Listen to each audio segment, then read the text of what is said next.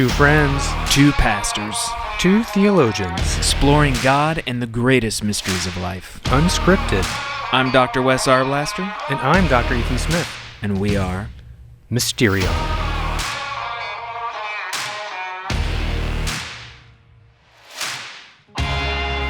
Today, Mysterion is all about the Benjamins. all about the Benjamins. Mo money, mo money, mo money.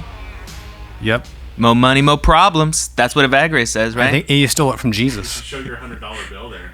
Mo money. I got $100 right here. I honestly don't remember how this got here, but and it's to here. prove that Wes is not attached to his money in a greedy way, we're going to burn it at the end of the episode. Please. This is like a spiritual test, man. You're like my spiritual father here. Like, okay, you got to endure this. Yeah, I'm just to doing show it, your I'm detachment. just doing it for your We're own gonna well-being. That's right. Yeah. All right, we'll put it over there. So yeah, we're talking about. Sure. Just put it over. Oh, Okay. All right. Oh, there we go. Okay. So we're talking money. We're talking about. No, we're not talking money. We're Talking talking about greed. Talking greed. We're talking greed. Avarice. Avarice As- is the word. as Evagrius calls it. which means greed.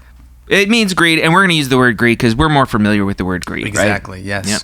So it's hard to talk about greed today, isn't it? Like, what makes somebody greedy? I mean, we're the richest country in America, and people say We are the richest country in America. in America, we're the richest country. All right, come on now. You know what I meant. We're the richest country in America. In America, we're the richest country. So anyway.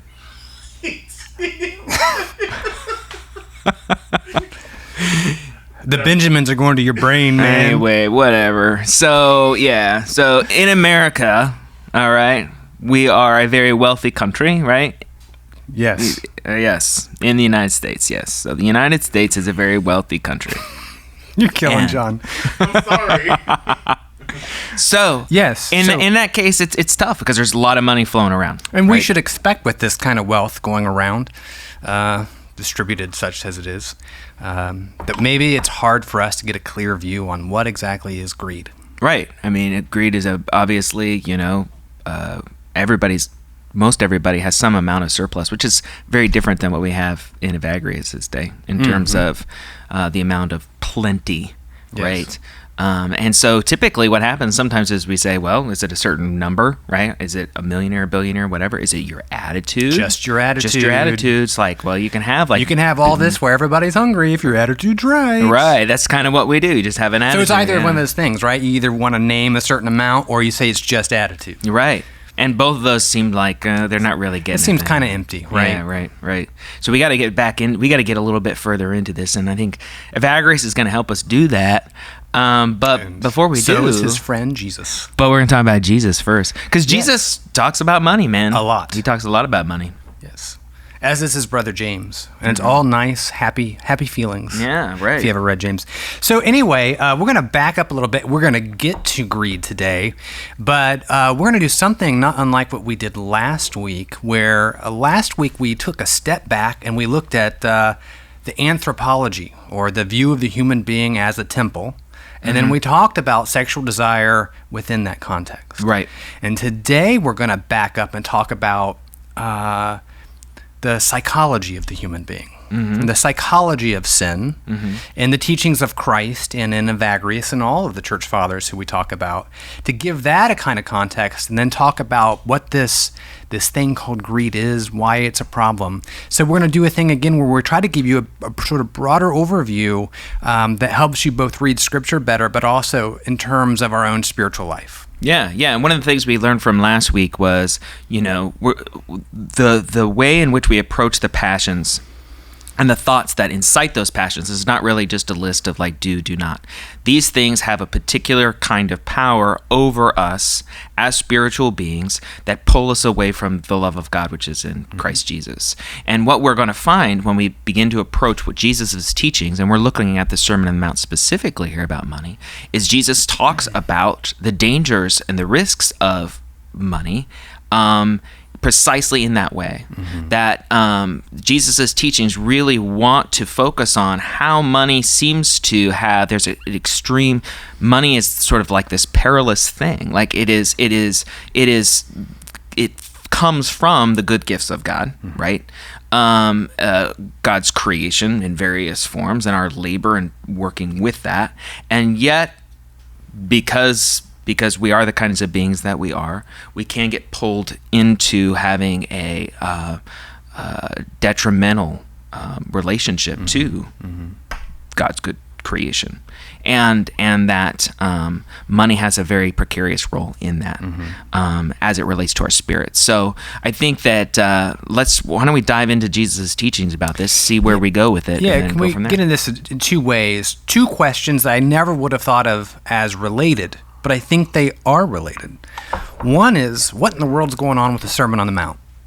Yeah. Right? There's all kinds of puzzles. Since the era of, I'd say, about the Reformation on, is what do you do with Christ's teachings there?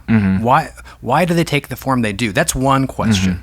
The other question that seems unrelated is, when you get into the Church Fathers, like maybe some of you are now for the first time, what is this obsession with thoughts? The 8 thoughts. And if you read any of the Philokalia that we push some people to, there's this just tremendous emphasis put on guarding your thoughts, being aware of the kinds of thoughts you have. And it just seems far away from anything we ever learned in the scriptures. But I think those two questions that we're puzzled about one thing and the other are related to each other. Yeah, and when we put them together, it really sort of opens up the teachings of Jesus in the Sermon on the Mount. All of a sudden, they really start to make sense in all kinds of ways that we didn't realize before. And it kind of, honestly, it gets me really excited, because before I really saw the connection between what the spiritual fathers are teaching about our thoughts and the relationship to our lives and God's good creation, before I understood that relationship, when I read the Sermon on the Mount, it just looked like just a bunch of random teachings, like, don't commit adultery, don't be angry with people, don't be greedy. Sort of like what we said before about Paul, the way we read it just as sort of a list. But when we actually get into the Sermon on the Mount, what we find is Jesus' teachings relate all of these things to the way in which our thought or our mind is pulled away from God. Remember, if we're going to begin the Sermon on the Mount, it begins with these blesseds, right? And one of the things that we've been, these beatitude statements, we've been focusing on, blessed are the pure in heart, for they will see God. But those teachings all have to do with the disposition of the heart and the way in which that can open us up to the life of God. And then he begins to go into specifics about how that might happen. So if we can back up just a little bit here, I think one of the things, I totally agree with you, it feels like a grocery list of various sayings about morality and divine commandments. But more than that, it seems like a really hard list. Right? It's not good enough to not commit adultery. Don't look at another person with lust in your eyes. It's not good enough not to murder your neighbor. Anger. So there's this move to the inward in Christ's teachings throughout the Sermon on the Mount. And that has produced all kinds of issues. Like, through the history of the church, how do you read that? So what you're talking about specifically is pretty much Reformation interpretation, where someone like Martin Luther comes along and Luther says... comes along and says, it's just so hard. How could you possibly not ever have anger or lust, right? So Jesus raises the bar so high that it's impossible for anyone to meet. So we realize that there's no way that our goodness can earn us our salvation. We fall down before the face of God. We say we are wretched sinners, and then he saves us. Yes. Right? Or we understand it as like the ethics of a community, right? That has this different standard of living, and it's still external, right? The whole point is still just your behavior. But if we actually put this in context, Christ's concern about lust and anger as related to murder and infidelity, then it looks an awful lot like what Evagrius is doing when he says, what are the thoughts that give rise to the passions that bring about sin and death? Yeah, Jesus isn't just raising the bar here, saying you can't just be pure in your actions, you have to be pure in your thoughts too, to the point where it becomes impossible. Actually, he's doing more of a diagnosis of, this is why we sin, and this is the cause. So the Sermon on the Mount is therapeutic, not in a cheap sense, but in a deep sense, therapeutic. You are meant to have a pure heart to see God. And so it's not simply about external behaviors, though those really do matter, but the issue becomes becomes how do you root out the illness, or how do you overcome the distance that's grown up between you and God, that pure heart that can see God. And he's diagnosing. So it's not so much of this is just so hard I can't do it. He's more like a physician coming in and saying, here's the roots of the problem. Yes. Right? Yes. Now, why don't we dive into that in relationship to where he talks about money, greed, the eye, all of that kind of stuff. Do we want to go there? Can we back up just one second? Sure. Yeah. You pointed out in our preparation time that the big story just before this, of course, or did you want to do this later when we get into Evagrius about the temptations? Let's do it right now, brother. Well, let's get into it later, actually, because we're going to be reading from Evagrius. Okay. So sorry about going out of order. So yeah, let's get into the focus on money and greed in the Sermon on the Mount. So some of you know you've got the Beatitudes, and then you have a series of other teachings in chapter 5 of the Gospel of Matthew. And then in the second half of chapter 6, Christ gets into all this talk about money and wealth and these kinds of things. So let's read some of that, and I'll ask Wes to comment on that. Do you want me to get this whole section here? Let's go ahead for 19 through whatever, 26 or whatever. 19 through 24. Okay. Matthew 6, 19 through 24. This is Christ speaking. Do not store up for yourselves treasure on earth, where moth and rust destroy and where thieves break in and steal, but store up for yourself treasures in heaven, where neither moth nor rust destroys, where thieves do not break in or steal. For where your treasure is, there your heart, there's our word, there your heart will be also. The eye is the lamp of the body. So then, if your eye is clear or pure or simple, your whole body will be full of light. But if your eye is bad or evil or wicked, your whole body will be full of darkness. If then the light that is in you is darkness, how great is the darkness? No one can serve two masters, for either he will hate the one and love the other, or he will be devoted to one and despise the other. You cannot serve God and wealth, or mammon. Yeah. So this is interesting stuff. Probably most people have heard these teachings before, but when we hear them, they just sound like scattered teachings. So the first of all, you have the teaching that says, don't store up treasures on earth, where moth and rust can decay, store up treasures in heaven. So that sounds like a teaching on money, right? Money, yeah. Money, treasures, right? And we could even say that's a teaching about greed. But then Jesus goes on, and it looks like he starts, at least the way I was raised to read this, sounds talking about something completely different. Completely different, and it's like, what on earth does that have to do with anything? Right, like, the eye is the lamp of the body, and then the way that we translate it often is very confusing, so we don't really even know what to do with it, because we often say, well, if the eye is healthy, then the body's full of light. It almost sounds like, is he like an optometrist now or something? Like, what's going on there? And then he says, but if the eye is unhealthy, then the body's full of wickedness. And so we all kind of just shrug our shoulders and say, I don't know what that's about. And then Jesus' short attention span, he goes back to money and after that. He's like, you can't serve both God and money. It sounds like, but if you know, and you go to seminary or you go to some form of theological education, and what they tell you to kind of justify this is that the gospel writers took a bunch of sort of scattered teachings of Jesus and just kind of sandwiched them all together. So really, these teachings have nothing to do with each other, but the gospel writer, for the sake of expediency or whatever, just kind of put them there. And so that's the way you read it, and you read it like they're completely separated and not connected. But let's not do that. Let's not do that with this passage. We need to realize, first of all, that the teaching about the eye as the lamp of the body is sandwiched right in between two teachings that are about wealth. So this isn't, it's not scattered. It's almost like this teaching has been inserted, either by the gospel writer or in Christ's teaching himself, inserted. So we ought to try, at least give it the benefit of the doubt and say, there might be something here in terms of this is a single unified teaching. Teaching about wealth and the teaching about the eye is talking about the same thing. All right. And if we go with that kind of presumption, what can we learn? Well, let's start with the teaching about the eye. That's the weird one. Let's spend a little bit of time on that one. The eye is the lamp of the body, right? And if the eye is, and this is where we get different translations say different things. More recent translations say clear or healthy, but the older translation, actually like the King James, the English word they'll use is single or simple. Yeah, single. That sense of if it's a unity. Right. Which is kind of a synonym of pure. Yeah, right. The body's full of light. And then he goes on, he says, but if the eye is, and we tend to use the word translated unhealthy, but the word actually is a moral word. It's more like wicked. Right. If the eye is wicked, the body's full of darkness. We're not talking about optometry, because the last time I went to the eye doctor, he didn't tell me, stop giving me the evil eye. Right. I have glasses for that. So he's not talking about something fundamentally physiological here. He's talking about something having to do with his understanding of the human person as a spiritual being, as body, soul, and spirit.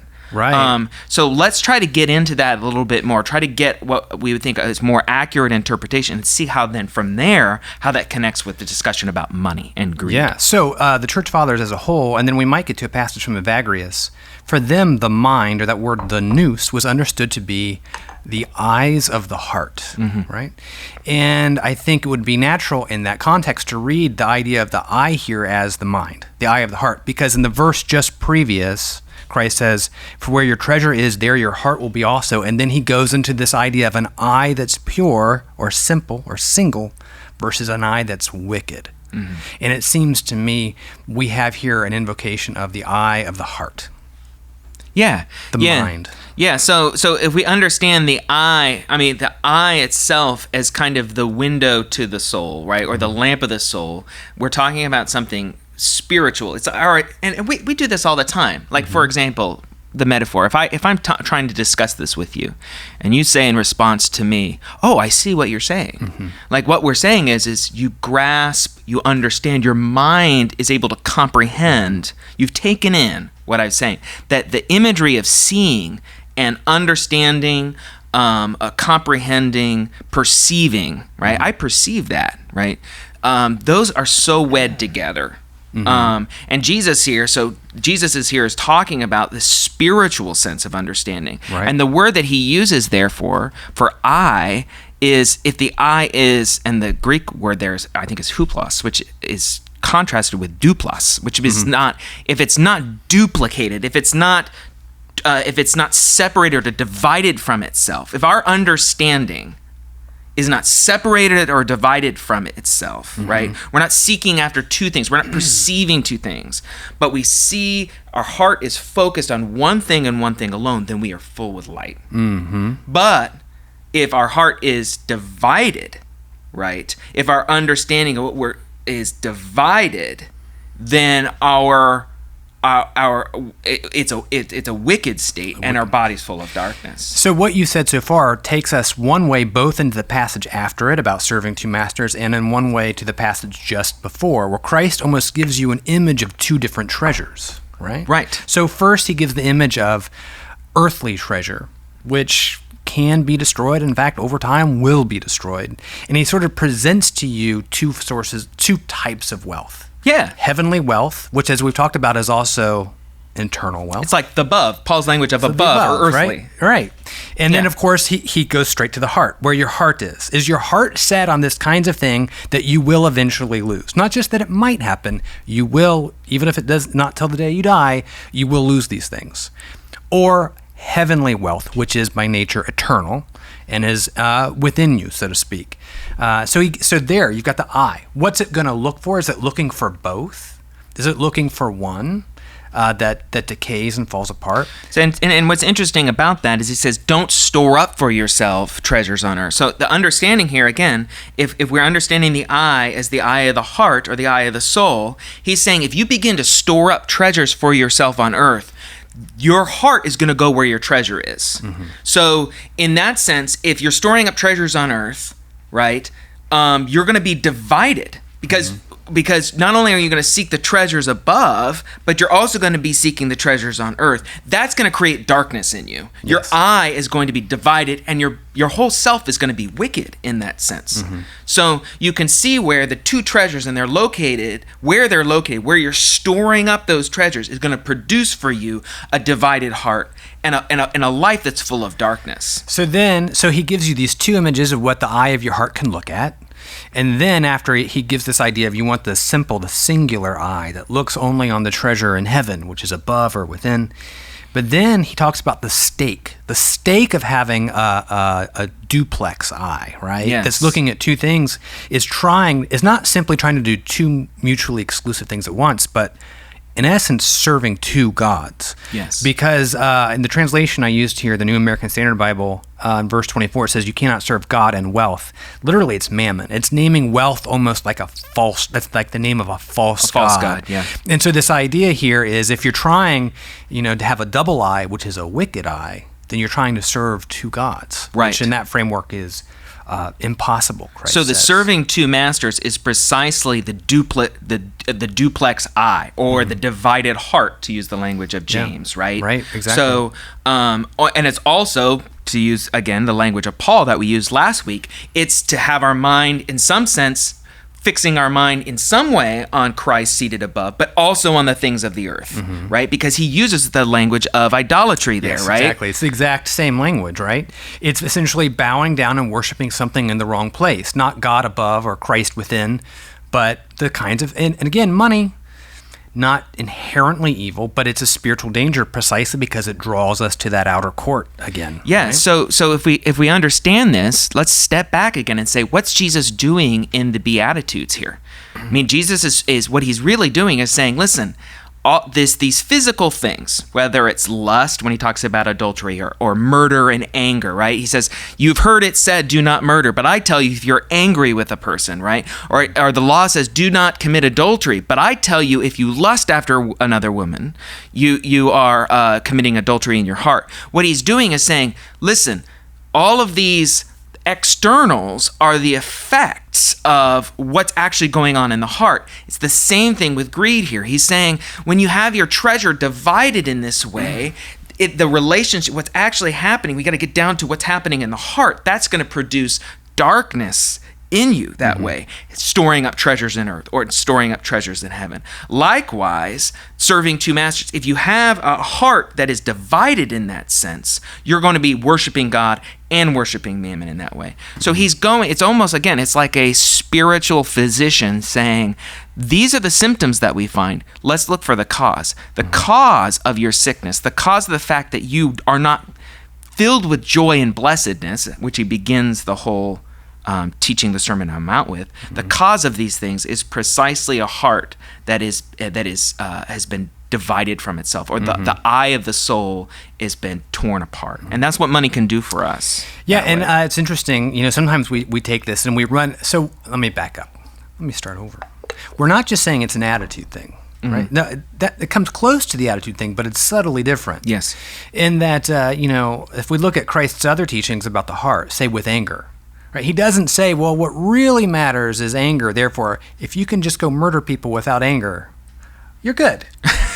Or commit You got to love them while you kill them. Then you're all right. Commit adultery without lust, you're fine. Like that's right. So the idea here is just, if you just have a good attitude, it doesn't really matter what your external practices with money are. Right. I mean, this does not take away all the really stringent teachings in the prophets in the New Testament about if you have and others are without, and you do not care for them. Like it's very strong. But we're not so much spending our time on it today. But I just want to point out, like, this isn't a license to say, well, if your heart's not attached, you can spend all of your life doing these kinds of greedy behaviors. That's exactly right. And one of the reasons why we can know that, and we can see that from these passages themselves, is to get what we were going to talk about before, is these teachings come right after Jesus himself physically relinquishes these things in his fasting. Right. So, and he faces these temptations and overcomes those temptations. And the teachings are actually right after he's victorious, about him actually doing these things.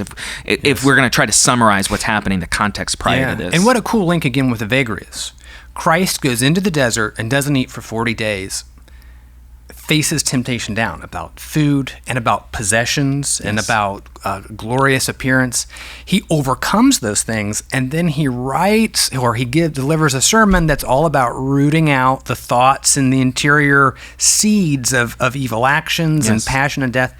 Evagrius goes into the desert, fasts and so forth, faces down these temptations, and writes books about how to. So again, it's another way for us to come at the Sermon on the Mount to understand that this is what's happening here is a lot like what's happening in this book. Yes. In fact, actually, we're getting it backwards. What Christ is doing is the basis of this. Right. So Jesus' teachings here, what we're trying to say is this: Jesus' teachings aren't just these abstract truths. They're not just these general things about the world.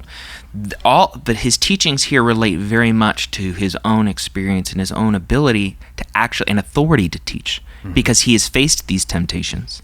He has overcome those temptations. And now he's telling us not only, yes, I understand what these temptations are, but let me tell you how you overcome them. Yes. Because he overcame them himself. He faced down the tempter in a weakened state in the desert, emerges victorious, and his teaching comes out of that. And because he comes out of that, he says, this is how you overcome these things. And that's when he starts addressing, for example, the issue of greed. He says, really, to overcome greed, you have to have a single eye. A single eye. And your heart has to be undivided. And so let's try to get in. I think this would be a good place to get into some more about Evagrius, because Evagrius takes that general teaching of Jesus and he begins to sort of lay out in a very, very specific, insightful way how the heart or the mind can be divided and how we can reunify the heart or mind. Yes, let's do that. Yeah? Where do you want to start? To do that, we have to say this. His teachings about greed, Evagrius' teachings about greed in the Practicus are very brief. They're 2 paragraphs. Two chapters. Two very, very small chapters, aren't Yes. they?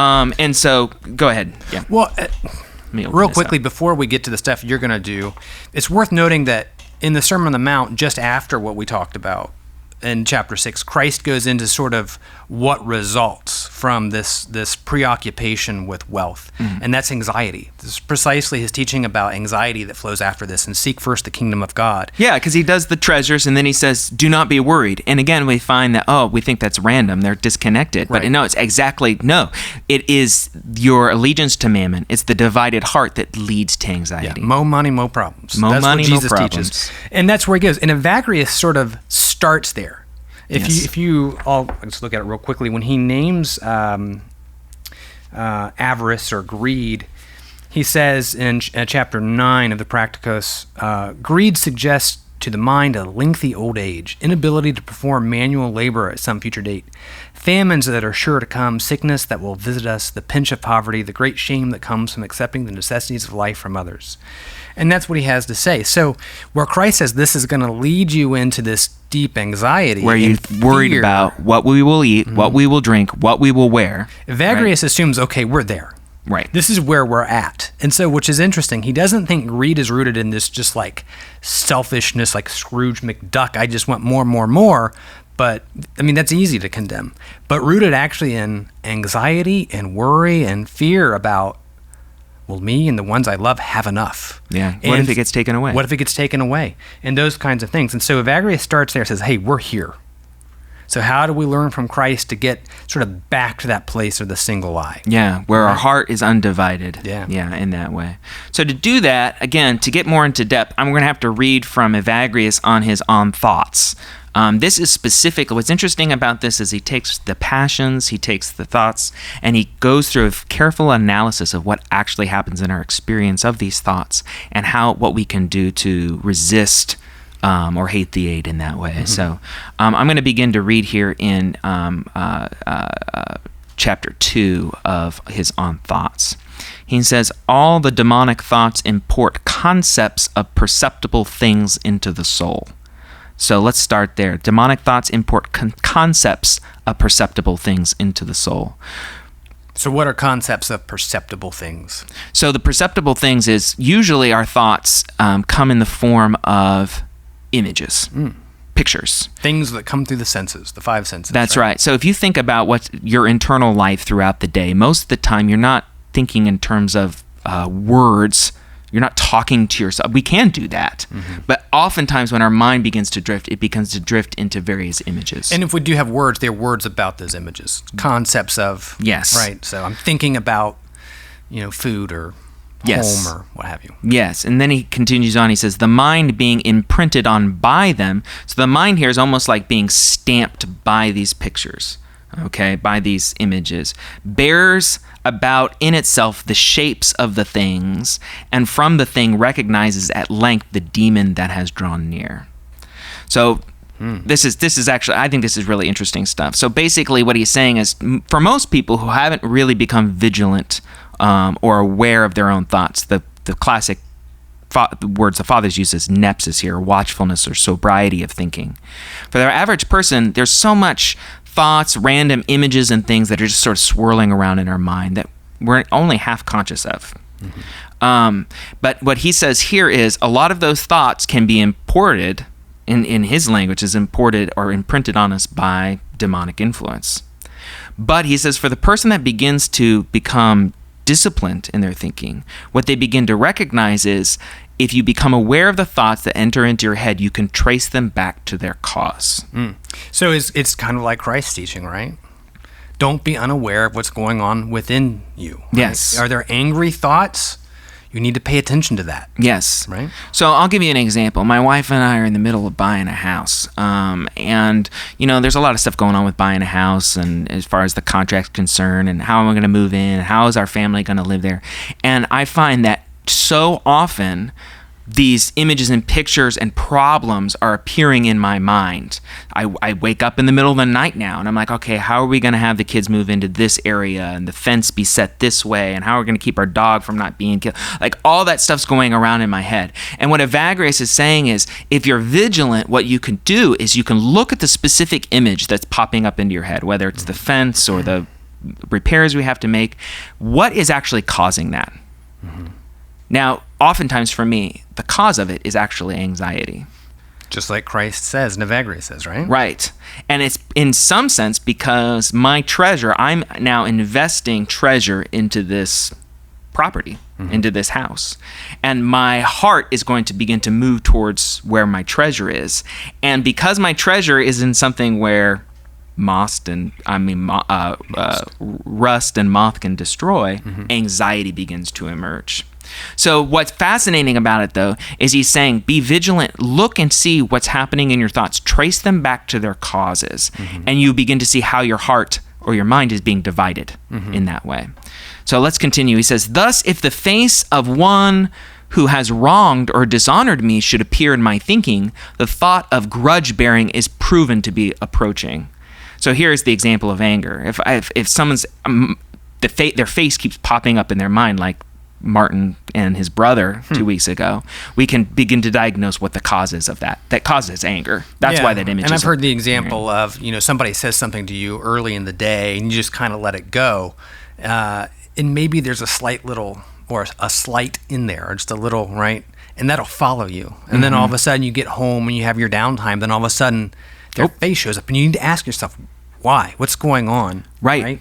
And is this a holy thought? Is it leading me towards anger, which is, a spiritually dangerous thing, as we've talked about. And if we're not engaged in any training, if we're not engaged in any discipline, any spiritual formation, we're gonna chase those thoughts. Right. We're like the dog that chases the car. Let's talk about anger. Revenge fantasies. It's very hard to resist those. How often, even if it's not violent, like the snappy comeback. Yeah. And most of the time, what I realized before trying to discipline myself in this way, I didn't realize is how much of my inner life I actually didn't have any control over. I'm just wandering around chasing thoughts like the dog chasing the car, not even knowing I'm doing it. Yeah. Not even aware that I'm captive to the influence of these thoughts. Now, and Evagrius says, as we talked about, these thoughts will happen. Yeah. The question becomes whether you couple with them, chase them, pursue them, or so forth, or you have to have that anger. Right. The proper type of anger that says, oh, I hate that thought. Right. Get out of here. Right. So let's continue. We're going to keep looking at how he says we can diagnose this. So, or again, if a recollection of wealth or glory should appear, again, that's that image, what is afflicting us will be clearly recognized from the thing. We'll be able to trace it back to its cause or its source.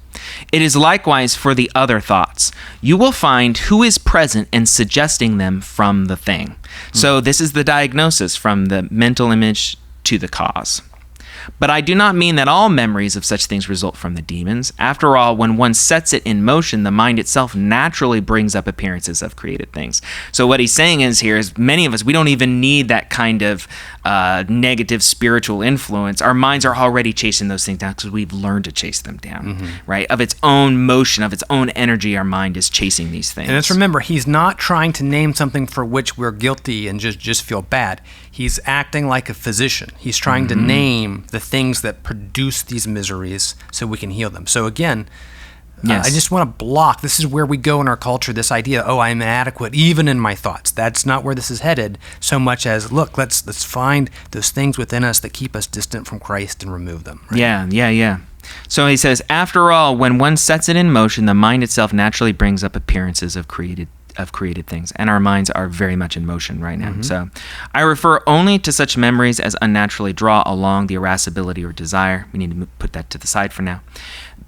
Through the disorder caused by these powers, the mind commits adultery and fights in its thinking so that it's unable to take up the appearance of God, the lawgiver, whereas this luminosity appears to the governing faculty at the time of prayer after the suppression of all concepts of things. That's packed, but it's really good. Yeah, we need to unpack that a bit. So, what the luminosity? What's this luminosity? Right. So he says it's unable to take up the appearance of God, the lawgiver. To me, immediately I'm thinking the luminosity here is the light of God, right? Right. But wonderful to go back to talk about the purity of heart here. The pure in heart will see God. Right? So we're unable to see the luminosity of the divine lawgiver. That's the presence of God in that way, because our heart's been stirred up, because our mind's been stirred up, chasing down all of these thoughts. Another way to go back to last week's imagery, our mind is running out into the outer court where the luminosity is shining in the Holy of Holies of the heart. Right. So in that way, the mind commits adultery and fights in its thinking. And again, we could look at Jesus' teachings, no one can serve two masters, God and mammon. There's a sense of cannot couple with these things. Do not couple with these things. Do not worship or bow down with these things, to these things. Evagrius is using the language of commit adultery with these thoughts. So it's unable to take up the appearance of God, whereas this luminosity appears to the governing faculty at the time of prayer after the suppression of all concepts of things. So let's talk about that, the governing faculty there. The governing faculty. So I would say the governing faculty is the nous. That's the eye of the soul. The eye of the soul. Yes. So in that sense is if we can purify the eye, if our eye can be single and focused on God, then it's filled with light. That's what Jesus says. It's filled with light. And Evagrius is saying the governing faculty, the nous, will see the luminosity of God, the light of God, right? When it's not divided from itself, when it's not chasing down the images of these created things. There's more stuff I want to say about that, but do you have anything you want to add? So let's just, let's back up and come at this slightly differently. So you've got the mind, and it can be directed towards the things of the body that it perceives through sight and touch and taste, or the memory of those things, or the mind can also, as we talked about, go down into the heart and perceive Christ in there, perceive our true selves, which Paul said last week is hidden in there. And one of the things Evagrius is saying is it's important to pay attention to our own thought life. Yes.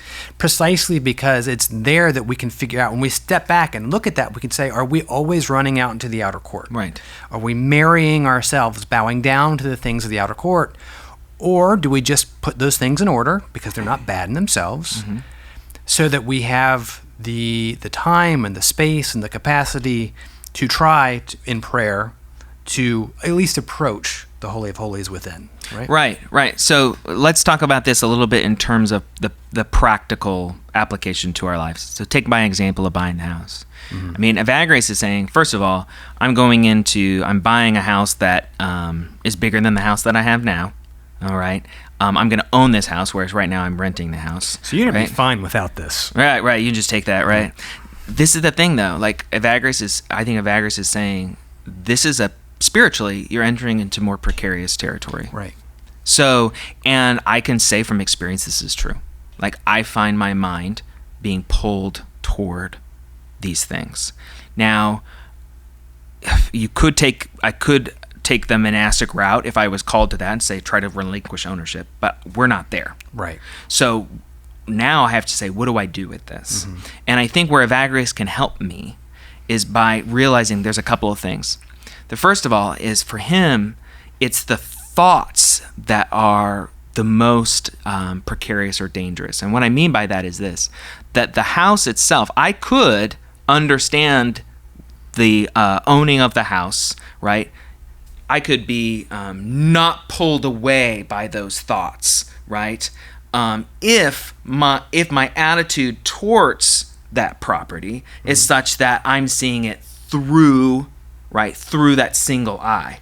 But it's going to be really difficult. Right. So I'm in this really kind of precarious state right now. Yes. Right. And so I have to be extra vigilant of my thoughts, in the sense that what I realize is these images that keep popping up of this aspect or that aspect of the house. What do I begin to do to begin to not couple with those thoughts, realizing where they're coming from?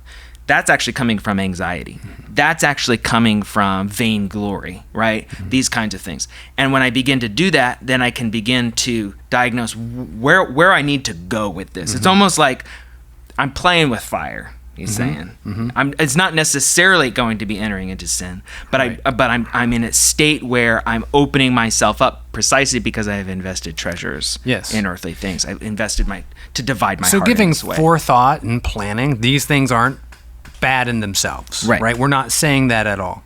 But we are talking about again, it's playing with fire. Just like anger is not necessarily evil, but it is such a grave spiritual danger, right? And one of the ways I think this helps us make sense of talking about what do you do with these thoughts, Christ's teaching in the Sermon on the Mount that follows the passage that we were reading in, say, 6:25 and following. Sometimes I hear preachers talk about this in ways that are, ridiculous. So Christ says, "For this reason I say to you, do not be worried about your life as to what you will eat or what you will drink, nor for your body as to what you will put on," and so on. You hear sometimes people say, it's a command. God commanded, don't be worried. Stop it. Don't be anxious. Stop it. Which, of course, if you know highly anxious people, telling them, stop being anxious or else, that does nothing to relieve the anxiety. In fact, it ramps it up. Right. So we do that or we just ignore it. Right. But here we're learning to pay attention to your thoughts. Right. So this command of Christ is a command of how to learn, how to diagnose, how to figure out. It's not do this or else. It's, hey, stop. Right. You can't stop thinking about building the fence so the Oscar, your dog, doesn't run away. Ask yourself, where is this coming from? Why is it getting in the way of your prayer time, your sleep time, these kinds of things? Right. And it gives us directives to figure out, where is this coming from? Is this thought holy? Am I chasing this? Am I not? Right. Those kinds of questions, and to recognize, and let's be honest, particularly with anger and things like this, we can diagnose it. Say, oh gosh, I'm chasing something out of fear or anxiety. I'm setting my treasure here. That's just a first step. Right, exactly. You're going to find over and over again you're still chasing. And the point is, I'm a failure. I stink at this. This is terrible. But rather, this is why it's prayer. This is why it's by grace. But simply being awake to the fact that these things are happening and having a kind of prayer discipline, short prayers we go back to. When you find your thoughts start chasing it again. That's right. Quick prayers you can go back to. They don't have to be elaborate. Just ask for God's help, these kinds of things, and recognize patience is the key. It's a lifelong healing process. That's right. So just a couple of things to add to that. Like we could be extremely judgmental about ourselves and just say, because to be honest, most of our thoughts are this kind of wandering kind of stuff. And a lot of it is rooted in vainglory. It's rooted in anxiety. It's rooted in pride. It's rooted in fear, all of that kind of stuff. So we're not trying to say, hey, you're guilty because of this. Right. We're trying to find the root of our misery to root it out. That's right. And what I found from experience is once I begin to notice, okay, so this thought right here comes from anxiety. Okay. Now I take that thought and I offer that thought, Lord, this is what's going on in my heart. This is what's happening in terms of me being attached to these things. Help me with this. Show me where I need to go or what I need to do with that. And what you're doing is you're taking those thoughts that pull you away from God, right? They're directing you towards the earthly things. And now you're addressing the spiritual aspect of them, the spiritual core of them, and you're using it to try to align back toward God in that way. And later in the Gospel of Matthew, I can't think of the exact point, Christ is teaching, and he says, usually it's translated, whoever is obedient with little things will be obedient or faithful with many things. But literally the Greek is, whoever is faithful or obedient with one little thing will become faithful in many things. That one little thing can simply be to stop and do as Christ teaches, to recognize where's the thought coming from. And then when you keep finding yourself chasing the thought, you can understand that one little act of obedience is simply to take the time to name it, find it, offer it up, and then patiently wait for the transformation to come. Yes. Right? And patience is the key with that. So you don't get frustrated, and also recognize this isn't a guilt and shame game. Right. This is a healing game. Yeah. Basically what we're trying to do, the word that Jesus uses for the eye that is unhealthy is a folded. It's a vision that's sort of folded. There's a dividedness to it. And the point here is that we're trying to bring everything back together. See everything in light of its relationship to God. What's its spiritual dimension? How is it affecting my nous or the eye of my heart? And walk through that so that we can slowly, it's almost like what's that, LASIK surgery or whatever, try to see things clearly. That's really what's happening here. It's like a therapy whereby we can begin to see the world around us more clearly. How can I see, for example, me buying this house in its proper light? It's not about being pure and not having any problems or never ever having greedy thoughts or anything like that. But how can I see myself in relationship to this and in relationship to God in its proper light? And by beginning to kind of go through this analysis of my thoughts, those things begin to kind of get pulled together. I begin to see things in its proper focus. And I begin to see what do I need to do to change in relationship to that, in relationship to my situation. Yeah, and if I can move back to more theological level for just a moment, go back to, there are many very difficult passages in the prophets, but especially in the New Testament, about wealth. And we do one of two things. We ignore it, or we say, it doesn't really mean that, because we don't know what to do with them. It sounds impossible, ridiculous, but I think what this helps us do is recognize, we'll learn how to not ignore or explain away those difficult passages only once we start going through this transformation, right? It's not really something that a scholar can do in their office to say, here's the proper interpretation. It's rather through prayerfully going through these kind of disciplines of repentance, watching our thoughts, and changing over time, that we can get to a place where those difficult passages about wealth in the scriptures don't have to be either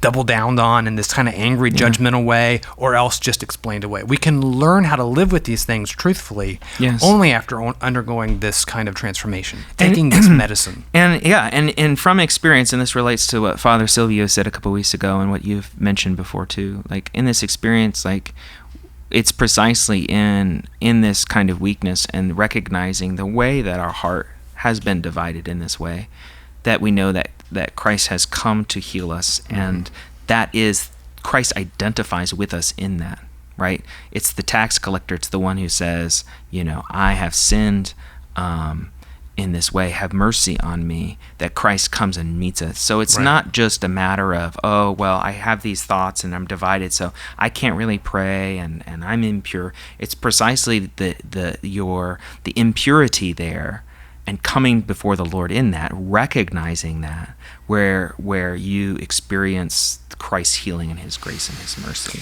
Yeah. So, it's just like the cross itself is this terrible, evil thing that humans invented, that God's grace meets it, right, and becomes the occasion of salvation. So these thoughts that haunt us, that we chase, if we learn to marry those to these quick prayers, recognize, anxiety has me chasing after thoughts about wealth again, that becomes the occasion for prayer. Like, that actually becomes the opportunity to develop that closer relationship with the Lord, that reminder to turn the eyes of the heart back to Christ. Yes. I think Augustine calls these things arrow prayers. Am I right on that? Yeah, And arrow prayers. Evagrius calls them that. They're defensive maneuvers, if we're going to be using that metaphor. But it's a way of saying, okay, this thought has appeared in my mind, and I use that opportunity to repent, turn my mind back to the Lord in that way, turn my mind back to God through repentance, through praise, through thanksgiving. Lord, I have received this. This is my daily bread. Yep. And in that way, all of a sudden, what has become a mode of potential separation or distraction from God is actually what's realigning my heart with God. It's an opportunity to enact a kind of intimate relationship with the Lord, right? Those kinds of things. And once we go through that process, then I would say this is another thing, that charity begins to emerge as the proper relationship to wealth. Right. So that it's not just at that point, it's not just when we're not ruled by anxiety, when we begin to both vainglory, the desire for more and my own glory, we begin to work through that. We begin to work through the way in which our lives are haunted by anxiety and fear. We begin to get some spiritual strength in relationship to that. Again, that opens up the ability for me to be charitable and generous with others in that sense. Yeah. And to do it with joy. Yeah. And just one last word to go back, because I love really great, cool scriptural connections. Just before the Sermon on the Mount, Christ is in the wilderness, 40 days not eating, and he's hungry. And Satan says, and you pointed this out when we were preparing, I will give you all the possessions of the world if you just bow down and worship me. And then it's so interesting that in the Sermon on the Mount that Christ preaches right after, he says, you cannot serve two masters, right? Satan says, bow down and serve me and you'll have all this stuff. And he rejects And that. Christ is in a position to be anxious and fearful because, he's close to starving to death at this point. And he refuses to serve two masters. And so then he comes and he teaches us, the one who has overcome. Think about that, how much he's entered into the depths of our own anxiety and worry about having enough for myself and my loved ones. And then here he is teaching, okay, here's the way. Here are the steps to patiently take. And so all the good reason to listen to him, how we can move past serving both God and wealth. Wonderful example of the way that Evagrius opens the scriptures up to us and our spiritual lives in relationship to greed, gives us all kinds of insight about how to approach this in new ways and ways that are spiritually edifying. Opens up the scriptures in enormous ways. We could talk for 2 more hours about some of the stuff as it relates to the As Sermon we on the planned, Mount we here, talked but- about how this particular passage in the Sermon on the Mount, then the whole Sermon on the Mount, and then the whole Gospel of Matthew is opened up by considering it in this framework. But we'll save that for another time. All right. So mo money, mo problems. That's pretty much the... yeah. Wes is going to be lazy. For Jesus. Wes is going on sabbatical in September. So you'll be gone from Mysterion for 2 weeks. I'll be gone from Mysterion for 2 weeks, yeah. So it'll be a mystery as to what exactly we're going to do without Wes here. But it'll be fun, and there'll be less singing. Guys, I'm sure it'll be cool. I'll tune in. I'll be on the West Coast visiting some family back home, and I'll be watching Mysterion too. So Tune in. We'll have some good guests. It'll be fun. All right. See you guys. Bye.